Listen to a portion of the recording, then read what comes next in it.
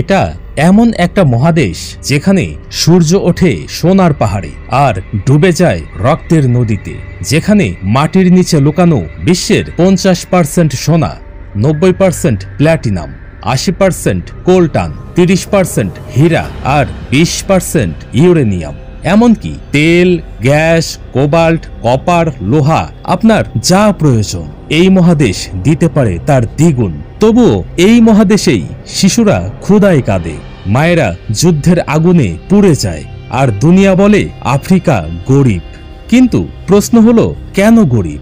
উত্তরটা ইতিহাসের বুক চিরে বেরিয়ে আসে।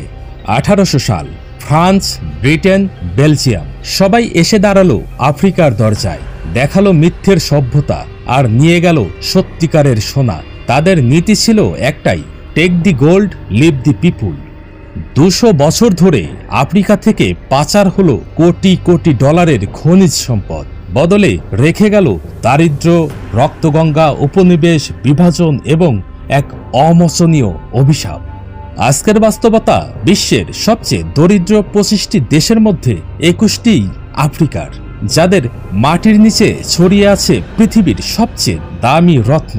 কিন্তু মাটির উপরে ক্ষুধা, বুলেট, শোষণ আর IMF এর ঋণের ভাত। বুর্কিনা ফাসো, যে দেশটি প্রতি বছর উৎপাদন করে প্রায় 100 টন সোনা, আর সেই দেশের 40% মানুষের দিন কাটে দারিদ্র্য সীমার নিচে। নাইজার, বিশ্বের অন্যতম বৃহৎ ইউরেনিয়াম সরবরাহকারী, আর সেই ইউরেনিয়াম দিয়েই আলো জ্বলে ফ্রান্সের ঘরে ঘরে। কিন্তু অন্ধকারেই থাকে নাইজারের এই শহরগুলো। কিন্তু এখন এই দুঃস্বপ্নের মধ্যে জন্ম নিয়েছে এক আগুন, নাম ইব্রাহিম ট্রাওরে। 35 বছর বয়সী এক সাহসী ক্যাপ্টেন, যিনি ক্ষমতায় এসেই ঘোষণা দিলেন, আমাদের খনিজ আমাদেরই থাকবে, বিদেশি কর্পোরেশন নয়, লাভ যাবে দেশের মানুষের পাতে। চীন আজ আফ্রিকার সবচেয়ে বড় বিনিয়োগকারী। রাশিয়া কৌশলে নিজেদের উপস্থিতি বাড়াচ্ছে। যারা একসময় ছিল শোষণের প্রতীক, ইউরোপীয় সাম্রাজ্যের দাপট, আজ তারা দাঁড়িয়ে বলছে, বন্ধুত্বের হাত বাড়াও। কিন্তু প্রশ্নটা থেকেই যায়, এই নতুন খেলোয়াড়েরা কি আসলেই আফ্রিকার বন্ধু, নাকি পুরনো শোষণের নতুন মোড়? আজ আফ্রিকা দাঁড়িয়েছে চৌরাস্তায়, একদিকে সম্পদ, অন্যদিকে শৃঙ্খল, একদিকে বন্ধুত্ব, অপরদিকে ফাঁদ।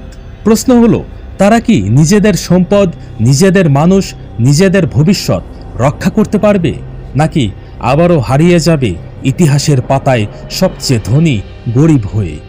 এটা কেবল আফ্রিকার লড়াই নয়, এটা পুরো দুনিয়ার বিবেকের লড়াই। কারণ যখন খনিজ নিয়ে গড়ে ওঠে বিলিয়ন ডলারের সাম্রাজ্য, আর সেই খনিজের উৎসেই বাজে ক্ষুধার কান্না, আফ্রিকার সম্পদ ফিরিয়ে দাও, আফ্রিকার মানুষকে ফিরিয়ে দাও তাদের অধিকার। আজ এ পর্যন্তই। আগামী ভিডিওতে আবার দেখা হবে ইনশাআল্লাহ। ততক্ষণ সুস্থ থাকুন, নিরাপদে থাকুন। আল্লাহ হাফেজ।